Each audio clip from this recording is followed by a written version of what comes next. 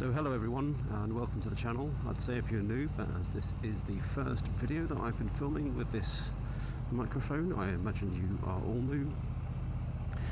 So today we are out for a nice little ride. It's Easter bank holiday and I'm heading down to the coast. So I've got my Beeline Moto sat-nav, which is brand new, giving that a try today. So far I have, one second. So far had a bit of a mixed reaction with this. It's been pretty good in some places and pretty poor in others. I will do a full review on that in the coming weeks.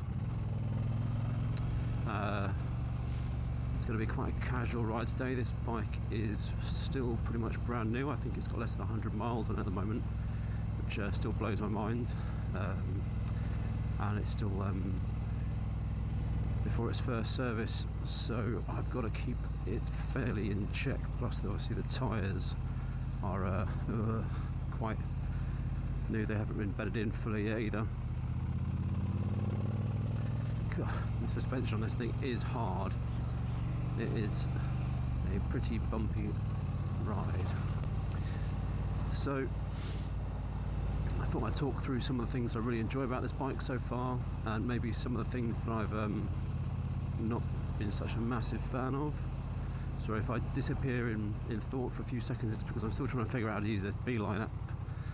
It's a little bit different to anything I've used before. Let's have a look. Seems to go. I'm going to go straight forward. Oh, so we're going to be in this lane.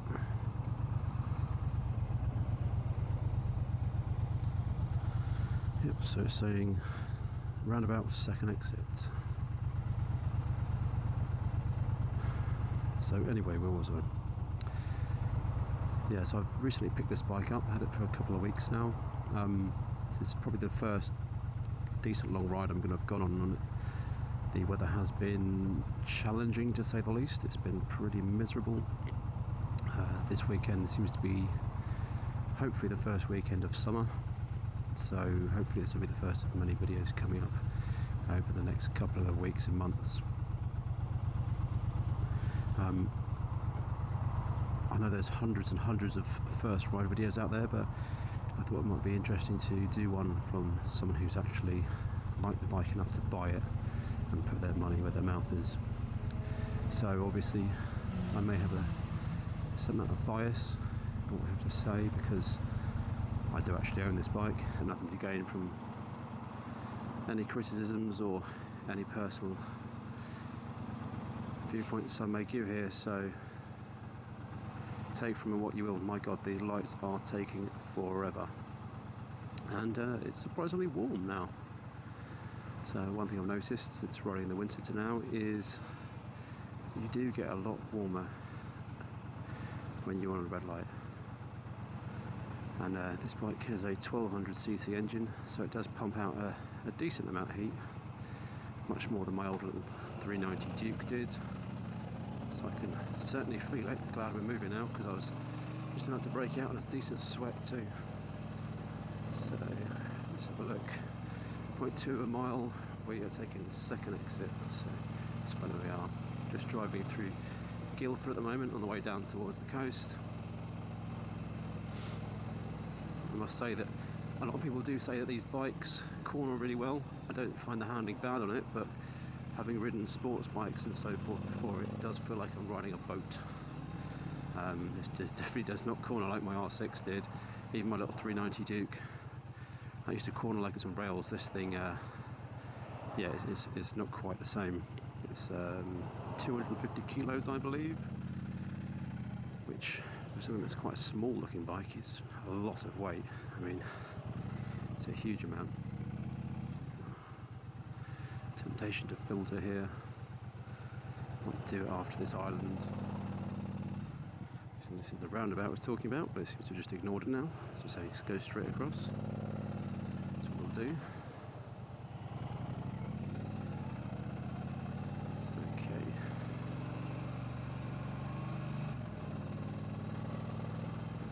Supposedly this is the fun route that the Beeline app has sent me on. I'm I'm not sure I'm having much fun on it, but never mind. That chap definitely didn't seem to want to filter very much.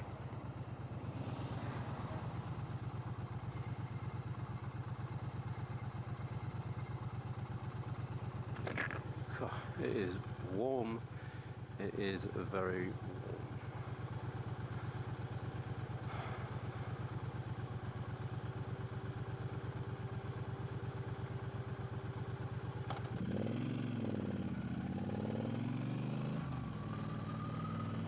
So yeah, I can tell you straight off the bat that this bike does pump out a hell of a lot of heat when it's at standstill and the engine's chugging along, ticking over.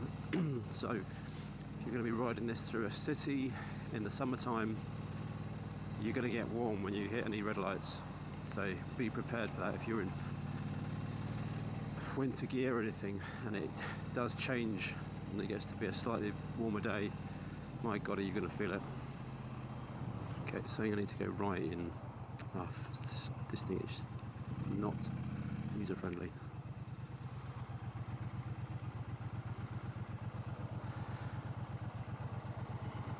So far I'm finding this Beeline app is okay when I'm out and about, but when I get into a city area it doesn't seem to update very quickly, and the directions are late and they're not very clear.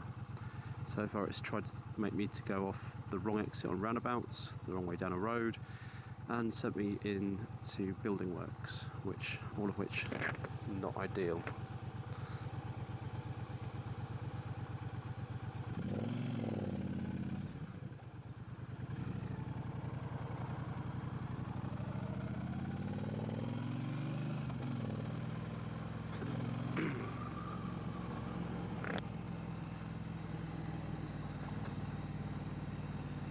I should first exit this roundabout.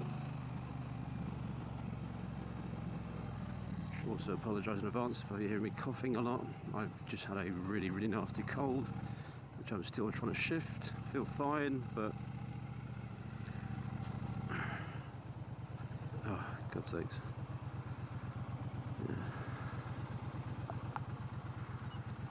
Yeah. I can't wait to get out of Guildford. It is not particularly fun to ride around. So yeah, so where was I? Yeah, so this bike is pumping out quite a bit of heat. I mean, I'm not exactly dressed for the winter, and I'm still very warm.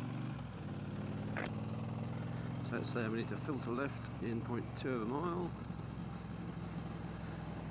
I haven't been around here in ages.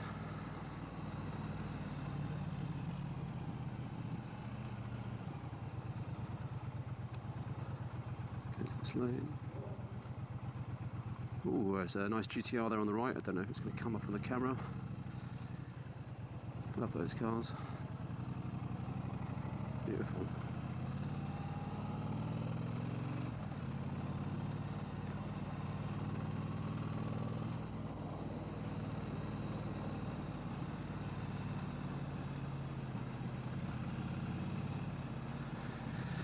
So what else can I tell you apart from the fact that this is a hot bike when you're standing still, which to be honest is probably not something that anyone's going to particularly care about or influence any of their buying decision. And let's be honest, you're probably not buying this as a commuter bike. However, I have seen a few people hack through town in one of these. Excuse me, there's my cough. Right, well, I can't get the revs beyond 4,000, that's what I've been told by the dealership, so if you look at my incredibly clear, incredibly easy to read tachometer there, I'm trying to keep it below 4. Now, this bike has incredibly long gears, and I mean incredibly long gears. So every other bike, I mean the bike I came from before this was a little 390, so its gearing was ridiculously short. So this is like the complete antithesis of that. You can be in first gear for absolutely ages. I mean, you can pretty much ride this like a scooter. So not being able to go over 4,000 isn't a major issue. And leave you, obviously, when you're in 6th gear cruising on the motorway, you're going to be cruising much higher revs. So depends what you're going to be using this bike for. Depends if you want to consider doing that. I think for me personally, I'm not looking at a performance sports bike. That's why I bought this, because it's not a sports bike. So changing the gearing for me, I don't really think it's necessary. It still goes plenty fast enough for around town, and also on every other day roads and stuff. I'm not going to be taking it on a track, so I just don't see the point in it. But if you're a more spirited rider and you have to have one of these, then that might be something you want to think about. But yeah, I mean, just going around the corner on these things, it's all the quality chunk missing on a British road as per usual.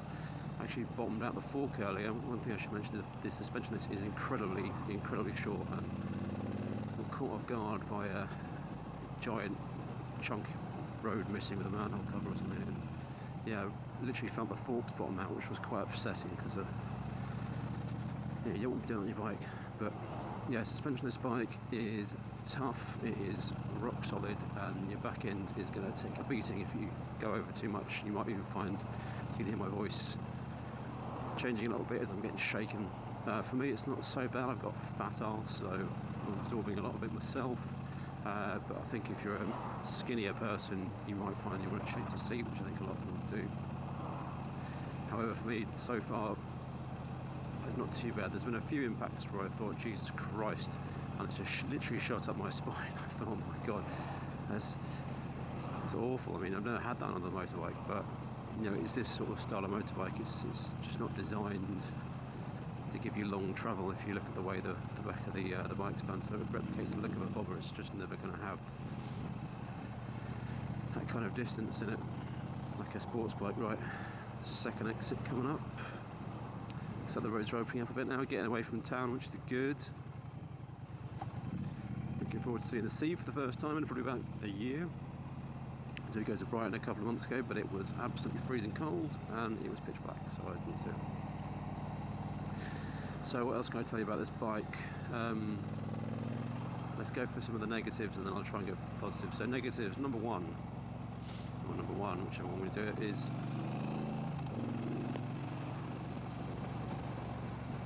the fact that the suspension is incredibly hard on this bike. Or I say hard, it's got incredibly short travel, so you will bottom it out quite often. I know a lot of people who upgrade the forks, the shocks in the rear. I think a Hagon shocks, I think, is quite popular as a Harris. No, it's a Harris shock that everyone goes for. I thought about it, but because the bike's brand new, I thought I'd ride it for a bit first, just so I can appreciate it. So if I do upgrade later on, I can actually feel what the difference is. So I've got something to compare it to, rather than just mindlessly putting it in now and going, oh, it really rides well, but not knowing if it's actually made an improvement or if it rode that well beforehand. I think there's some upgrades you can do for the front forks, but I haven't really seen many people do that. But I'm sure there's different cartridge kits and how that you can put in there. Or if you want to go big bucks, you can get yourself a set of upside down forks. I've seen ones on the TFC version with Ohlins, which look very nice. So I would say as a negative, number one is the suspension is not great. What about number two? Number two, as I said before, this bike is very hot, so if you're riding this in the city and it's a hot summer's day and you have to stop a lot, you are going to sweat your bollocks off. You are going to be very, very hot. It is not going to be particularly comfortable, but that's such a minor thing that probably doesn't matter to most people, but it's going to go on my list anyway. What else could I say about this bike? It's a very loose thing. Like number three would be that there's no really particularly visible tachometer. The tachometer here is pretty awful, but I do like the look of the single bezel display. It's all very simplistic, so although it would be nice to have a tachometer, I think it would ruin the look of this bike, so I understand why there isn't one. But the actual digital tachometer they have is a bit rubbish, so yeah, not ideal. Right. Clearly this sat-nav doesn't recognise this as a roundabout.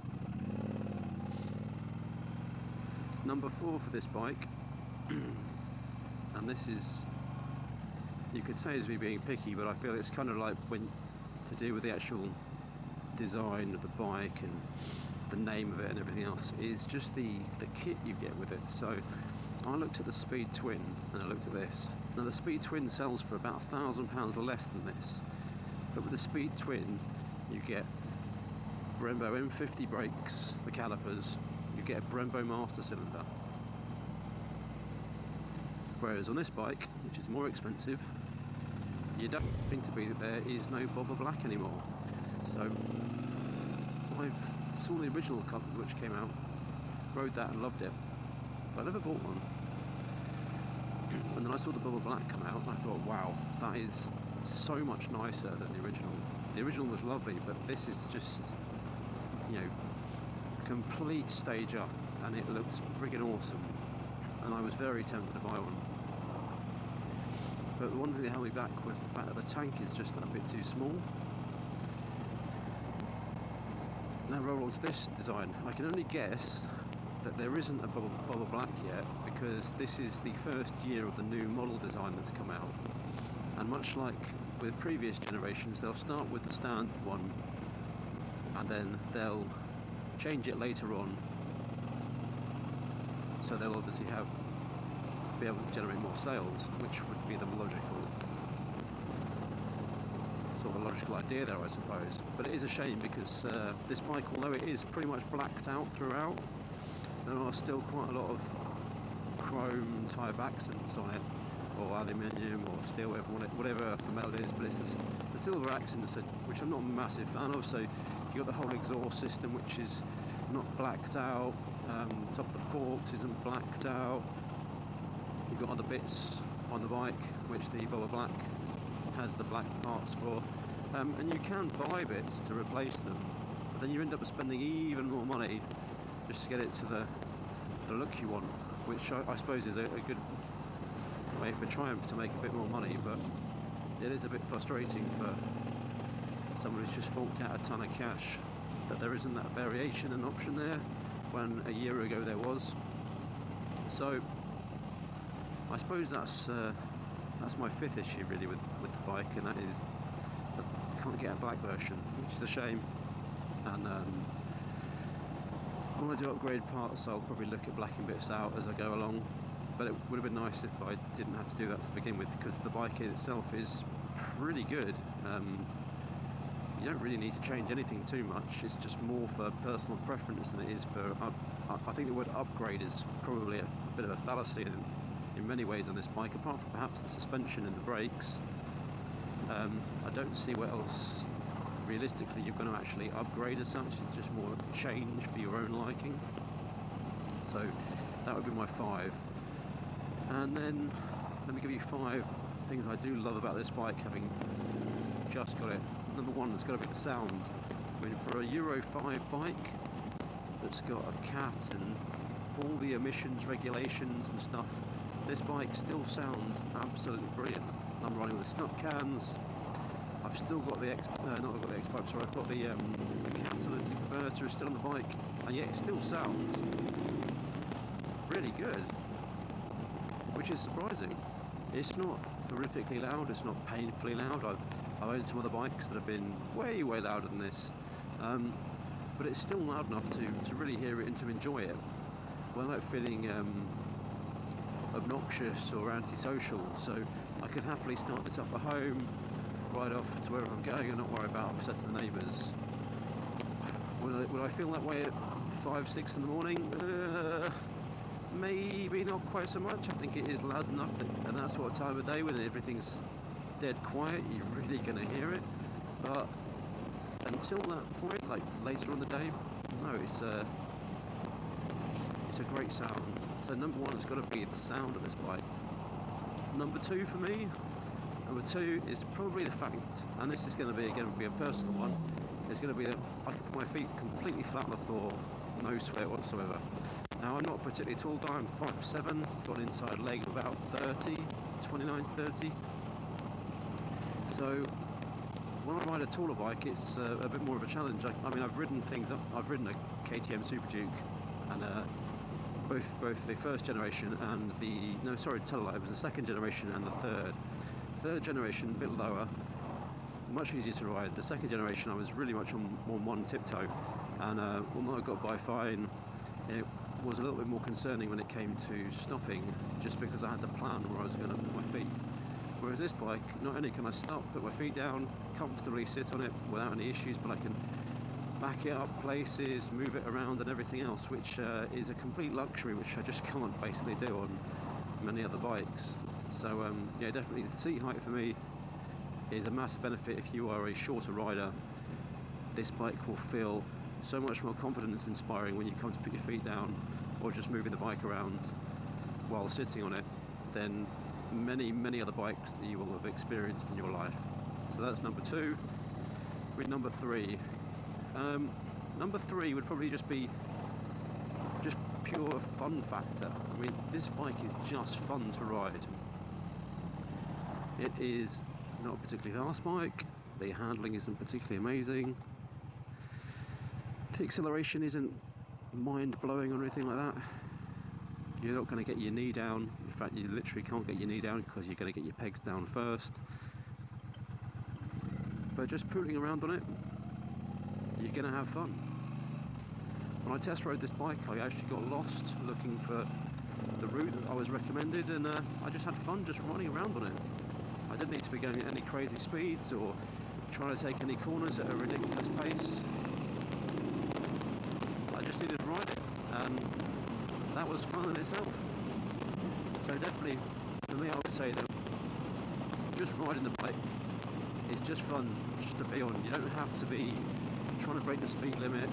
You don't have to be trying to go on the best road somewhere. You can be riding at 20 miles an hour, chugging along, and you'll still be having fun on this bike, which is great, because on today's roads, with all the speed cameras, the speed traps, the average speed limits, and everything else, it's becoming more and more of a risk that you're just going to lose your license if you start riding like an idiot.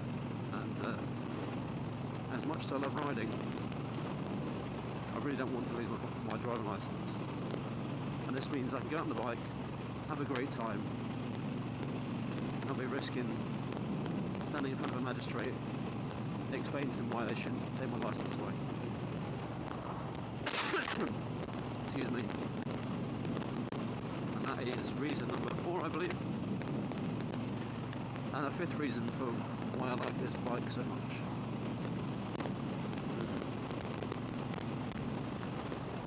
Reason number 5, what can I go for that? Which is weird, because really there should be plenty of reasons.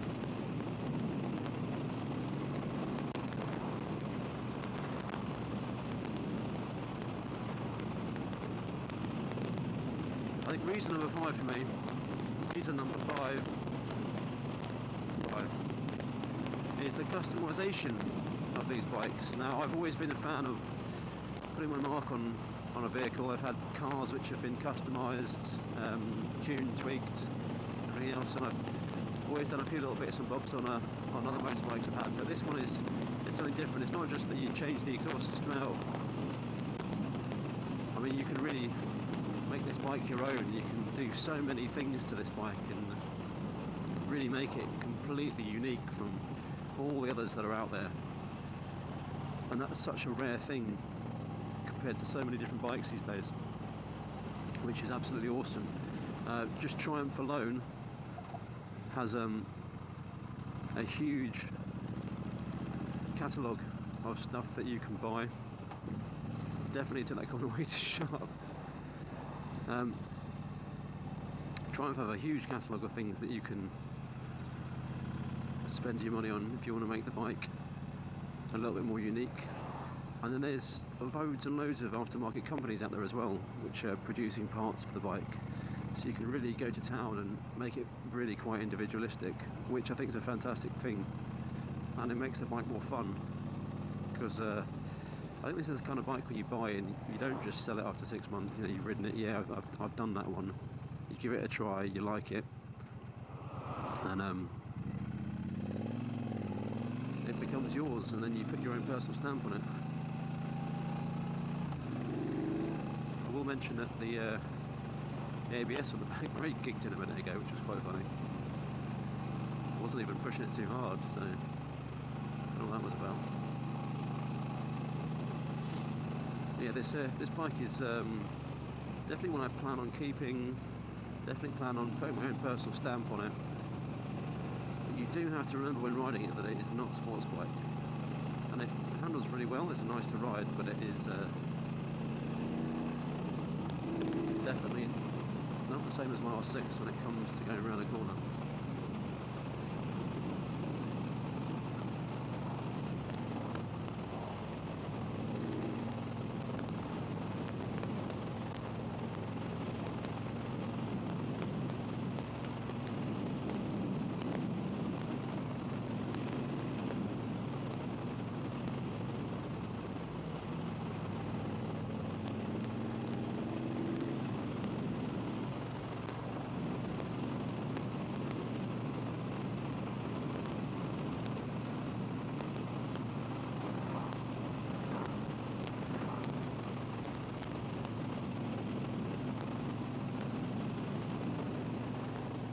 Actual fields, we are definitely outside the city now. Oh, but still got traffic. I literally don't think there's anywhere in the south of England that you can go where you do not encounter a ton of traffic. It is just so busy. Which is another reason why a bike like this is perfect, because you can still have fun just pootling around on it, whereas if you're on a sports bike, this is just miserable, absolutely miserable. You're looking to try and get overtakes, get that little bit of gap, because the best bit of being on a sports bike, or arguably the only good bit of being on a sports bike, is going around the corners, because it's not like you can absolutely drag it in a straight line.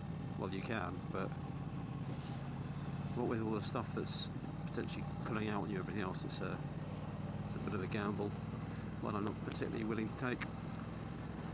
And yeah, if you've got a car in front of you, it's going to ruin those corners for you.